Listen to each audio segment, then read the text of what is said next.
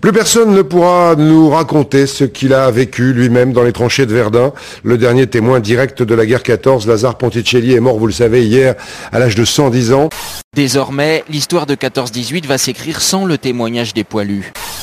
Une génération sacrifiée disparaît. La France n'a pas toujours prêté attention à sa mémoire. Et puis il y a les images muettes, un silence qui ne camoufle pas la boucherie de la Grande Guerre, grande par l'horreur. En dépit de la mort de 900 soldats par jour, pendant plus de 4 ans, notre pays a tenu jusqu'au bout. Le nombre de morts, par exemple, à Verdun, moi je trouve ça exaspérant quand même. C'est dans la forêt de l'Argonne que vont s'illustrer Ponticelli et ses camarades. Sa compagnie compte alors 180 soldats. Mais 15 jours de combat vont suffire à décimer les rangs.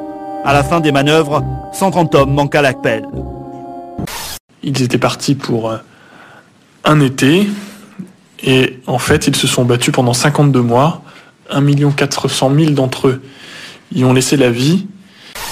Voilà. Régiment de marche sur le front de France, 1914-1915. On y est. Mazzone, Nicoletti, Pellegrino, Ponticelli. Le 11 novembre dernier, il avait tenu à commémorer l'armistice, sa dernière cérémonie chez lui, au Kremlin-Bicêtre, près de Paris. Fidèles à leurs anciens, ce seront les légionnaires qui porteront le cercueil de Lazare Ponticelli pour l'hommage rendu lundi par la nation.